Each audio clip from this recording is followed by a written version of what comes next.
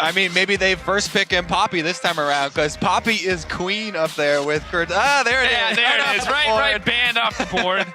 Caster Curse. One pick that we haven't really seen taken away, but is now in this game, is Elise. We've seen some presence on Lee Sin coming out of the jungle, but you know, this is the first time we're really seeing the Elise bans here at All-Star, so pressure on Levi. Yeah, I mean, Elise bans are definitely target bans or a throwaway ban, because there are so many good junglers right now, and she's not even at the top of the list, so definitely a lot of options still left open. I'm sad to see Lee Sin off the table, because that was one of Jankos' best performing champions. This is a big moment though, right because if the GPL leave Rek'Sai available and one mid laner, the EU LCS can only really pick one of them and the other goes over. So either they leave two strong mid laners up and Rek'Sai and they take a 2-for-1 trade, or they just kind of outplay themselves and give the EU LCS one strong pick and can't really answer with it. Seconds away from that final ban. EU must be pretty confident in their first pick. You can see Yanko smiling on the screen. It will be Rengar taken away. Interestingly enough, Reignover showing the power of that champion yesterday. So LeBlanc is still up here. Talking about power, one of the most powerful assassins after the real. All right, there we go. No hesitation. And I'm assuming that's going to go to Peke. But there's three big picks that we look at. Rek'Sai, Nautilus, and Ryze. The Ryze doesn't have to be rushed here, so the GPL squad could look to pick up those three. We have seen a bunch of Graves, but on the IWCA, Rek'Sai really was queen out of the jungle when you weren't looking for those, trades all the way through. We've seen a little bit more action out of junglers here at All-Star. Something Mithy talked about, Rek'Sai much better in environments where teams aren't as unified. You get the free brush check, the free tremor sense, that reliable pseudo-free vision, making it much easier to make decisions as a team. But Levi, he's not about that life. He wants to do the damage. Yep, not going to be a Courage of the Colossus there for Graves. He'll bring the damage all right, and they'll just tank that Nautilus up to the top line to provide that front line. And at this point, that's kind of the easy way out for QTV. You're given that pick while the Poppy isn't available. So now, if Soaz wants to try and play a laning game, perhaps he'll look to just push the Nautilus back and stop him from ever getting tanky enough, but that's a risky strat. And you know what? Something that has emerged in the last couple of months that's super strong at shoving in is the Nasus with Emax, a different flavor up there for the top lane rather than trying to get a bunch of stacks. One of my favorites is the AP Shaco, but generally you want to play that against more squishy lineups, and already looking at the Nautilus, probably won't be the case. Jankos looking to mount up here, though. And of course, playing with our hearts, he spoke briefly yesterday, I believe off broadcast, about he's like, I think Twitch is really good in the jungle. We might get a chance to play him in the jungle, hovering over it for as long as possible, just to tease us. And of course, be the Hecarim in the end, or at least for now. There are still a few seconds left here. If he does end up locking this in, this is more Jankos trying to be a playmaker, more so than Rek'Sai. Of course, you can make plays on Rek'Sai, but Jankos is a little bit more of the mentality of, hey, let me get myself ahead, and then I'll get the rest of you ahead along with me. So looking for a little bit more damage, a little bit more engage coming out here, giving them that tool with the Onslaught of Shadows. A lot of Wombo comp potential. Now we have to wonder, Reckless and Mithy struggled a little bit yesterday, had a strong early lane, but what are they going to pick up here? Yeah, I mean, they are hovering over the Caitlyn, which is extremely powerful right now, because we talk about winning lanes and wanting to work off of early pressure, and that definitely would do a lot towards that area of the map. I have to say, though, one of the concerns I had for the GPL was their AD carry, and especially since now he's facing LeBlanc, Hecarim, and Kennen. A lot of dive towards the backline, so it looks like if he picks something low mobility like Ashe or Jhin again, and he could be the target. The Janna would have been a good option. I always like Janna counterpicking Kennen, one of those really old counter picks that has been there over the years, but Alistar technically can headbutt him out as well. And this is starting to look like a very tanky lineup for the GPL, utilizing multiple instances of Courage of the Colossus, and there is always the risk with this EU style where you've got a LeBlanc, you've got a less tanky top lane champion, and a jungler that wants to snowball. If that doesn't start to happen in those roles all at the same time, it can become a game where the GPL outlast if they can bring some later game damage from their mid lane. I think that is key. I think that's a good point, because Graves is one of those outlasting junglers, right? He's not going to have the super high impact ganks early on, is definitely looking to farm and clear out and try and get those levels stacked up, whereas Hecarim has the options. I generally will always consider Hecarim wanting to do a full clear for the first one with the blue buff, because you really want to make the most of your first blue buff. Very mana intensive jungler, but he has options, especially with Ghost. You can go for early ganks if they're really ripe and they're really presenting themselves. course, Ice really taking their time on this final rotation. Not sure what they want to grab. We have to remember Zyra up and available. Powerhouse in the early lane. Ooh. You don't play with my heart! Is it? It's locked. It's locked. Oh, yeah! What we want! Reckless made his name in Season 3 playing Vayne, and we get to see it at All-Star. And I've been hearing a lot of talk about how Reckless, after the first showing there for Team Ice, really buckled down, and he was very intense about practicing a bunch of 1v1s, getting ready for today, and trying very hard. I mean, all the teams actually have come to these regional games with a very try-hard mentality. I'm so excited to see this Vayne because he has been a menace in solo queue, and he's going to have the Jenna to try and help him through that laning phase. We saw one Vayne go completely off in IWCA, just go to like 11-0, two-shot everybody. No way of standing up. But we do have to remember that Vayne did get 3 kills in succession in the first 10 minutes of the game. So I don't know if it's going to be the same story. Stress, I want to see it too, but it's so vulnerable early on. It's a possibility because Hecarim can do that classic red buff Krugs into 2.5-minute gank. We shall see, though. What's going to be the mid laner? Well, there's the late game damage and the wombo combo. This is a strong team fight setup that's coming out of the GPL. If somebody's out of position, the arrow comes through, Alistair goes in, or the Nautilus, and brings the ball, and suddenly everybody's lost their health. Yeah, both teams looking like they have a lot of power here. The wombo combo you talk about, I think most terrifying for Reckless here is that depth charge from Nautilus. The unavoidable, undodgeable CC. Yes, Nautilus can't take Vayne out his own, but he hits that Vayne once, locks her down once, and she's going to get popped like it's nothing. Definitely true. I mean, all these guys are also going to have to watch out for that Ashe arrow. So there's a chain of events that can go in GPL's favor. This EU team, though, looks like it's very good at scattering, right? LeBlanc can create a lot of chaos. Kennen can control a huge zone and then allows Reckless to make use of repeat invisibility tumbles. This is the most ridiculous team out of Europe. They have 4 roles and 4 champions that are just wanting to carry at all times. This is a race. Who can carry hardest? I mean, Peke showed it to us yesterday. Maybe Peke's going to be the carry again, but Reckless is clear like, it's my turn. You had your chance on Aura yesterday. We didn't do it. We didn't pull out the win. Not going to get a chance today. Maybe he will. LeBlanc, pretty good champion to do it on. But of course, this is your chance. Head on over to Twitter. Vote at LoL Esports. Hashtag IceWin.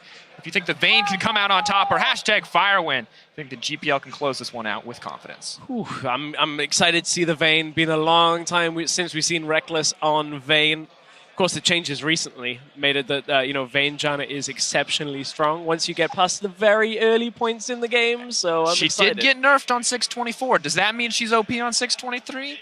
Normally that's what it means. It's time, ladies and gentlemen.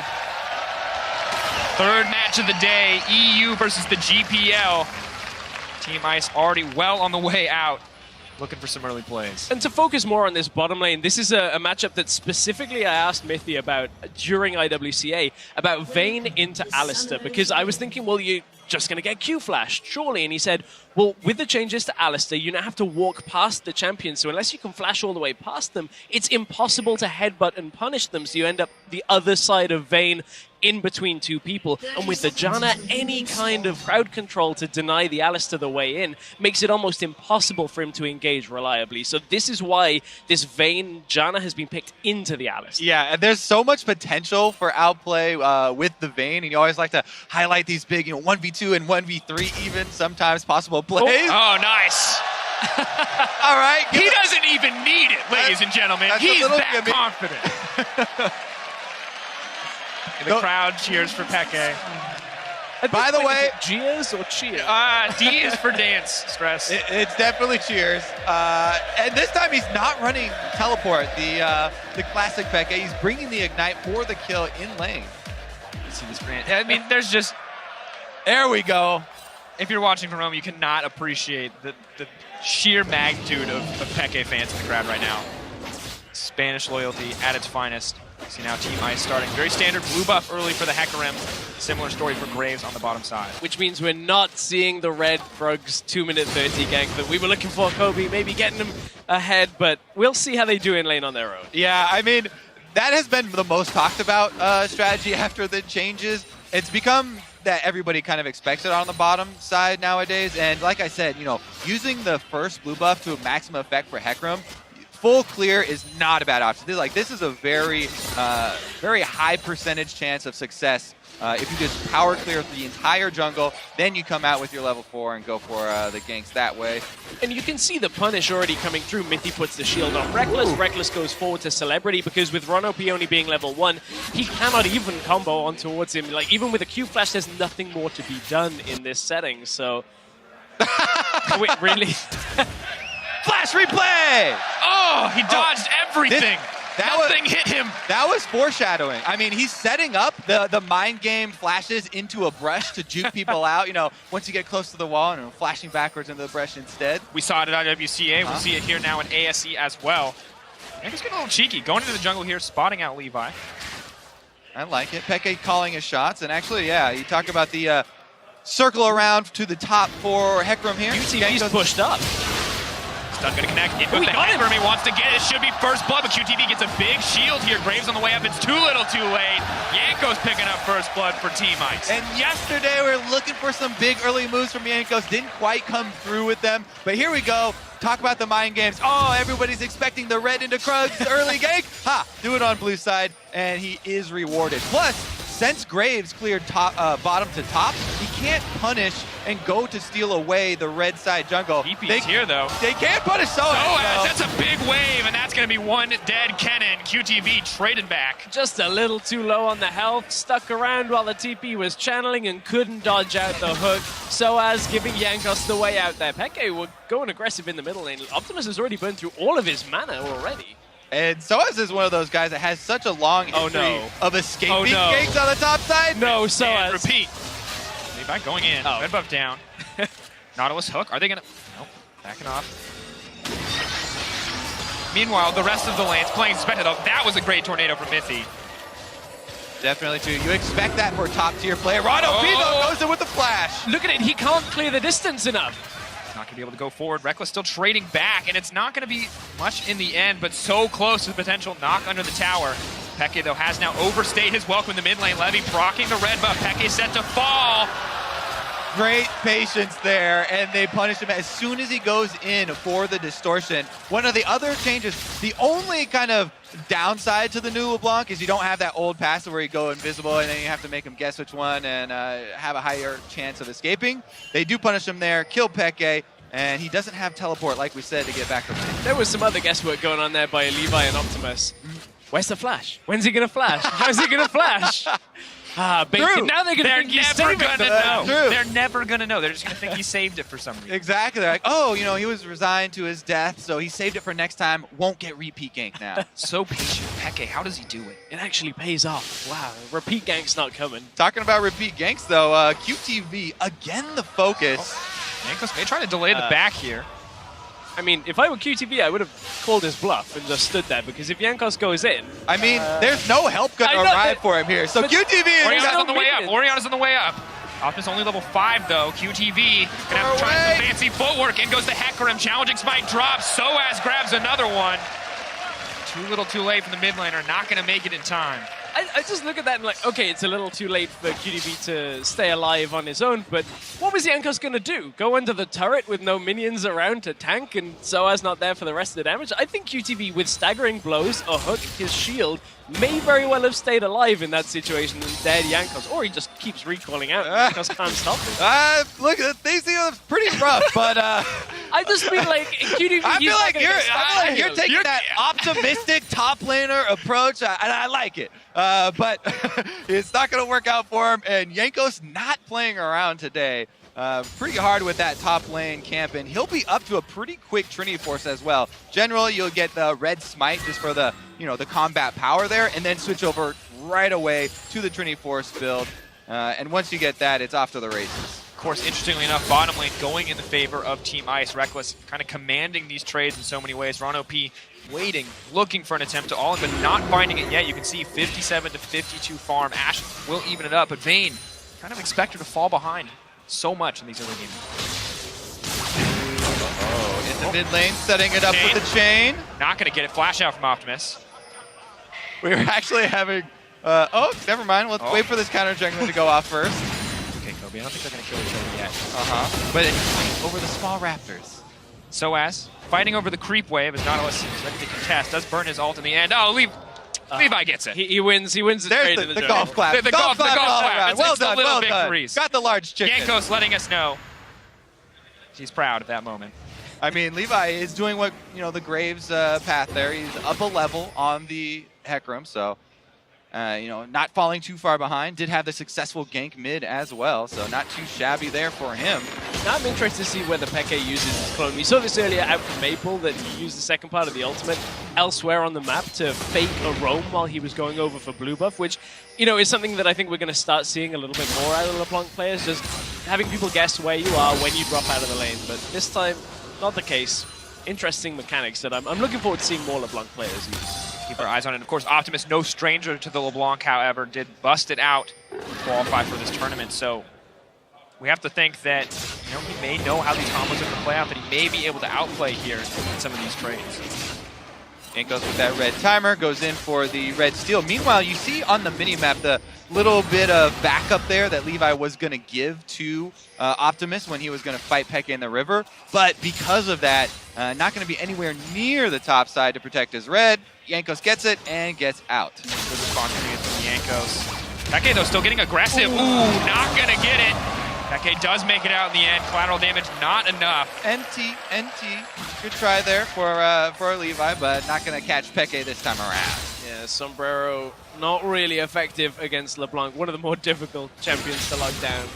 Despite adding that extra second that she has to stick around before she can take the W back, still well before the time that Optimus ult would have closed. So I'm interested to see how Optimus can kind of hold on in this middle lane and if they can keep up with Peke when he starts roaming around the map. Yeah, Orion, not too shabby towards the late game, does scale very well. So Optimus doing just fine at the moment. We shall see though, because I'm waiting for some bottom lane action. Ashe has hit level 6. The CC available to this GPL bottom lane is really, really good setup for something like a top lane teleport. Nautilus is very high impact as soon as he joins down. And Optimus actually with the roam.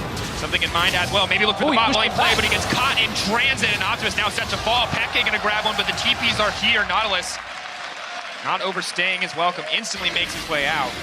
Pretty dangerous roam there, and looks like Team Fire going to get chased out of the jungle here altogether. Now they have numbers on the bottom side of the map. See if they actually establish any more control. Kobe, you asked for a bot lane play. Optimus was on the same page. Yeah, okay. Team Ice not going to have it. You're leaving the Vayne alone. It looks like it's working out well so far. Of course, fell behind for a little bit there, but is now evened up in the CS department. Evened up, and we've been hearing so much about Vayne in solo queue. You get yourself the BF sword, then go attack speed item, a lot of that upfront damage on those first couple of hits. I want to see how that actually ends up playing out now for Reckless. We've seen it a handful of times in competitive, and it really does take the game over if you don't put the Vayne behind significantly. So you're in a decent position for that. Wax Peke just going to double dash on out of that.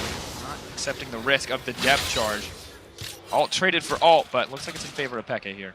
Yeah, definitely in favor of Team Ice right there, I think, because of the low cooldown. Plus, because now there's a Flash Cannon ultimate available with no answer from QTV. They don't have that extra CC from the Nautilus. And as we said, Soaz is going to be one of the big divers towards the back line for Team Ice, especially once that Proto Belt does get completed.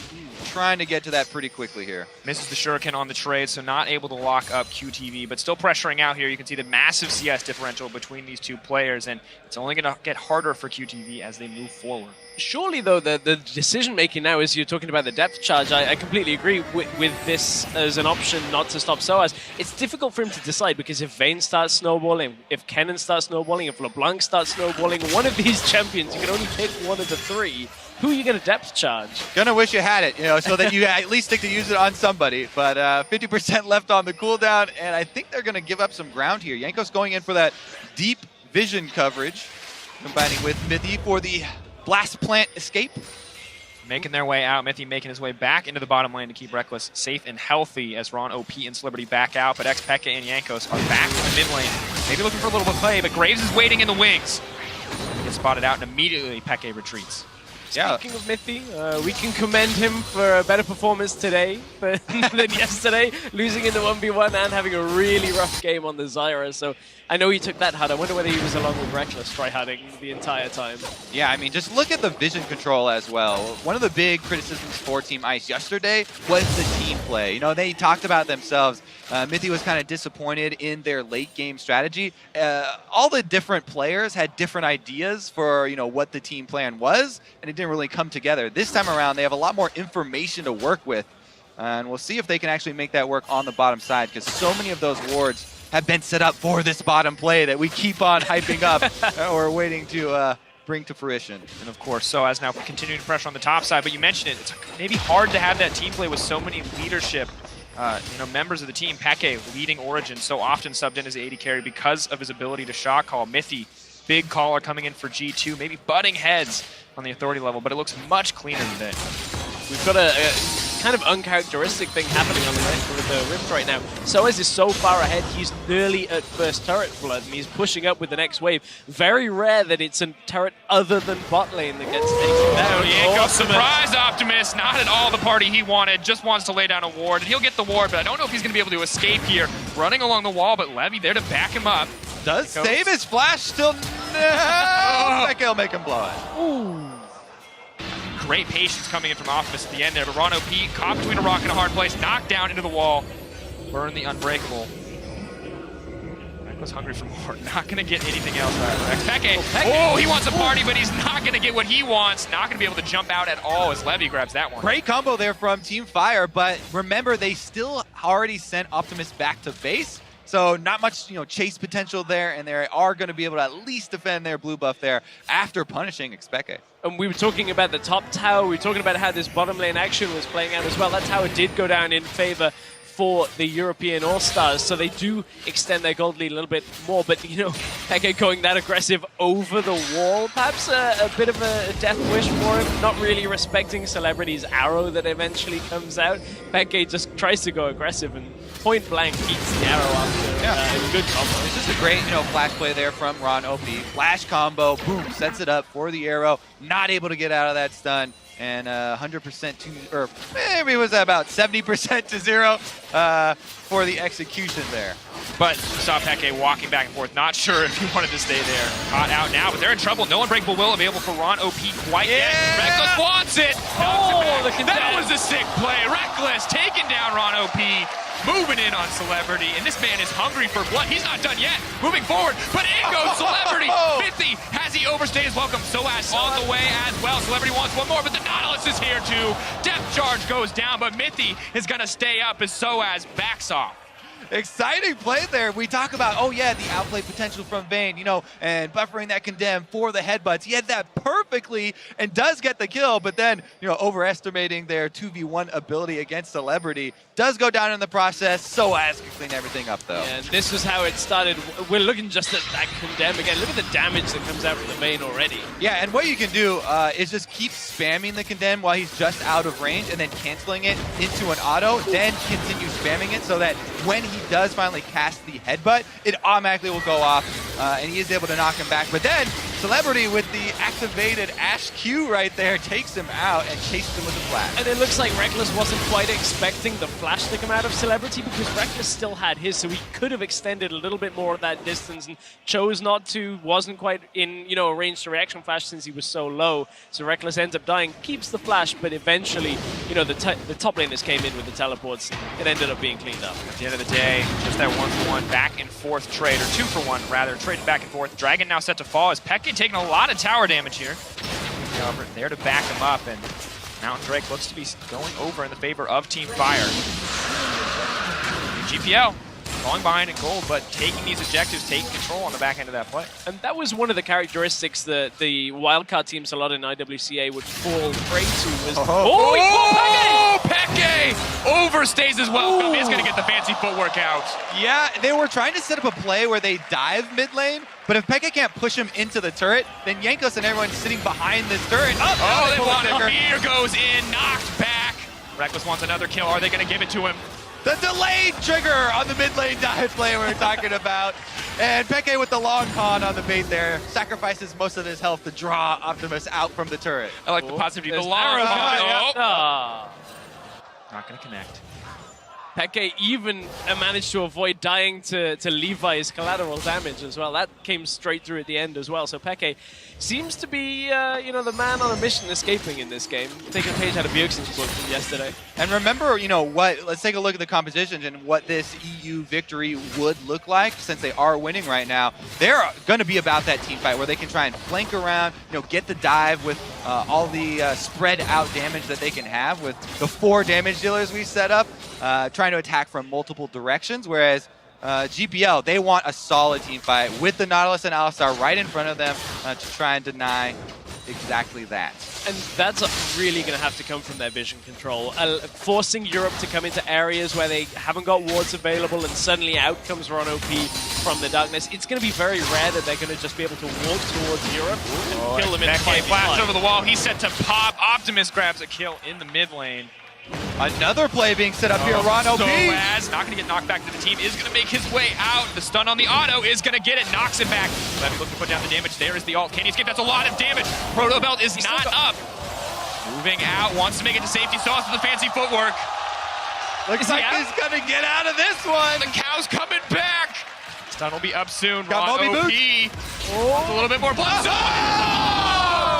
Kill for the bloodthirsty support. Nice dunk, and actually back-to-back plays set up there for the GPL. They're clawing their way back into this one. Yeah, they're getting the picks. They're just, 2v1ing as much as they can. The problem is Mithy and Reckless have been on the bottom side, getting another turret down for the European LCS All-Stars. And I mean, eventually that's going to grind down the GPL if they don't really assess this situation and shut Reckless out, because he's quietly farming himself up on kills, on CS, and is becoming very strong. Almost a 20 CS lead. Optimus is just going to get popped. Reckless picks up another kill, and this is kind of what you talked about, Kobe. There are so many damage threats up and available on this team. If you ignore even one, coming out of nowhere. And exactly like he was talking about, towers going down open up more space for Europe to work with and try and get those picks. It's Peke playing with fate a little bit there. Teasing the Nautilus, baiting out the hook. Now going to pick up this blue buff as well. Europe absolutely in control of this game. You talked about needing to find windows in vision, but Europe have been so diligent this game about laying down the necessary vision. Definitely true. We'll see if Teamfire can use the Ash Arrow and set up one of those more controlled team fights that we're talking about. But as of right now, Team Ice doing a good job of having that scattered gameplay as well. One tower that remains that is critical for the GPL squad is that mid-outer tower. Normally it's fairly difficult to break down. You'd see Optimus go to the mid lane, wave clear it. They've just got to be careful that Jankos doesn't come around the side. If somebody from the GPL is in a side lane out of position and isn't able to react in time, if that Orianna dies, that tower is going, and LeBlanc suddenly gets so much more freedom in the jungle like you were talking about, Kobe. Yeah, the towers are kind of snowballing, because even though GPL haven't taken a single tower yet, they do have that Mountain Drake, and they could collect a lot of gold pretty quickly if they get the momentum, if they get another one of those picks. The only problem is they got a couple picks, weren't able to turn any of that into any objectives, because Team Ice, the European squad, they are doing a good job of controlling those minions. Not just that, but also controlling pretty much everything across the map. 34.9k to 31.3. Soaz with a massive CS lead. In addition to that, now completed Zhonya's Hourglass. And that's so key, because suddenly the depth charge no longer a real option for QTV to put on Soaz to force him out of the fight, because as long as Soaz has Flash Proto Belt, who's already in, Zhonya's the depth charge and the damage is down. And the threats are just stacking up. Not only is the Zonya's done, but Reckless has his Infinity Edge. It knocks him to the wall, but the Graves is coming. Is there enough damage? Minty may try to disengage the fight. They're fighting them one at a time. They ignore the Nautilus. They turn for the Graves, and they're going to grab him. Reckless looking for the montage moment here, but is going to have to back off. Infinity Edge static shield plus this is not static enough. shields. Jankos going for more, Kobe. Does get the ultimate out of Alistar, but that will take a long time to chop him down. And it's going to be push the bottom lane, move to the mid lane, because Optimus is in the top lane trying to get top tower. Oh, they're going to repeat. Oh, they got the arrow. Walk him up under the tower. Mithy with a nice disengage. Third proc. Yeah, QTV had to clear out the minions there. Oh! Static shift, boys. Popping him up, knocking him down, and Alistair just delivers himself to the Vayne buffet. Yeah, I believe that was like the third proc on the True Silver plus a crit. That's the Vayne burst talking about. Just 2 items, all he needs, running straight through the bottom lane now. They take the bot inner, they're pushing up to the inhibitor tower. Look, the damage is so significant. Jankos has gone damage build as well. This is back, but I don't know if he's going to get here in time. They're breaking. Will they go for the inhibitor as well? Optimus finally returns to the base. QTV a little frisky, looking for the gank, but Rekkles is untouched, and inhibitor's going to drop in favor of EU. And they're just going to make a hasty retreat. They keep up the pressure. Now they're timing their back with this extra Infernal Drake. That's going to add to this 4 damage dealing, 4 damage build squad that they have, and just it's going to be out of control here. They can continue to split up the map as well and poke at GPL from different sides. Europe just got a ridiculous amount of gold in the last 2 minutes. They took 3 towers, a handful of kills. Now they've picked up a dragon to kind of augment this power already. Oh, Peke. Old habits die hard. Maybe not. No. Celebrity going to grab the kill in the end. Playing hot potato with Peke there. Alistar passed over to Nautilus into the Ash for the last kill. Depth charge comes out but does not connect. QTV gets the cooldown back and Peke does drop. 1-4-1 the scoreline for Peke, but doesn't matter this time around. Jankos 2-0-4, setting the pace for the team in the early game, and Rekkles and Soaz more than happy to keep it going. Whips the ball. Jankos forced to ult to get himself away. The turret does go down, so a little bit of a recovery of sorts for GPL. They still have a long road back, though. This is so heavily EU favored. Yeah, definitely necessary for EU to seed that mid turret. They want to keep it split up, like we talked about. Vayne up on the top side, split pushing. Rekkles is feeling very confident in his ability to fight off any attackers in that side. And so, as of course, with the teleport down bottom, completing their spread strategy. And Mythi's ready. He's ready for the long-range supporting on Janna. He's got redemption. Doesn't even matter if he throws himself out first to die. It's the name of the game. It feels like the perfect item, given his performance yesterday. Ouch. Meanwhile, 0 deaths, 007 here. I know. Secret Agent Myth, you guys are just holding yesterday. You're living in the past. It's true. All his troubles were so far. And well, Rekkles now, coming in, has 36% of his team's damage this game. The man solo killing anyone and everyone he finds. And Mythy, of course, there to back him up. You could throw shade for yesterday, but today you guys are right. He is absolutely crushing it. And now they're going to look to crush Levy, although it's not going to be so easy. Now looking for the disengage, and the siege just continues. On the backside, Soaz is here. Peke is trying to keep out Optimus. Down goes the redemption.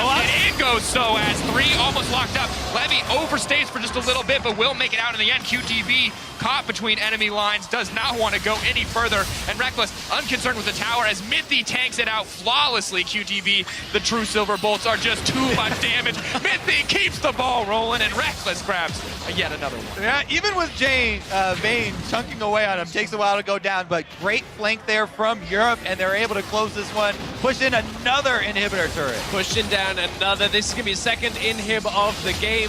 Rekkles just tallied up his 600th kill. So, impressive game. Another round of golf. There you go. Well done. Well done. I'm being told it was 300th kill. 300th kill. I think that was in 2016. I was disrupted. Wait, what did you say? 300 is very different from 600. All right, we'll figure it out later, because this is a time for action, as made clear by EU going absolutely ham in this fight. And then, as mentioned, press, there it is. So as dodging out the ultimate with the use of that Zanya's.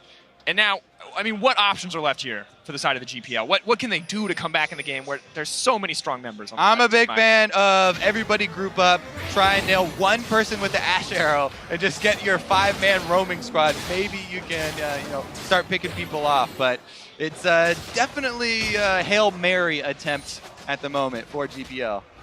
I've had it clarified. Got it. Nice. I've Nice. got the All right, what do you got for us? 300th kill of 2016. Nice. There we go. Synergy. Moving forward, Rekkles looking for his 301st kill. Maybe hoping to take that away. Mythy hungry for a little bit of blood here, but Fire are backing off. They are grouped, though. Maybe this is their Hail Mary moment. The arrow is available. The Shockwave up and available as well. Ice prowling around the jungle, not looking to give an opportunity to fire. Yeah, the minions doing a lot of work on the GPL base as well. They're going to need to dedicate someone to stand back and clear those out unless they lose their other one. Oh no, the Baron's going to have to be forfeit. Not what they wanted. Reckless just does so much damage, and Jankos more than happy to tank it out there as they pick up the Baron. Infernal Drake backing them up as well. An 11k gold lead. Make it nigh impossible for Fire to come back, but they have the tools.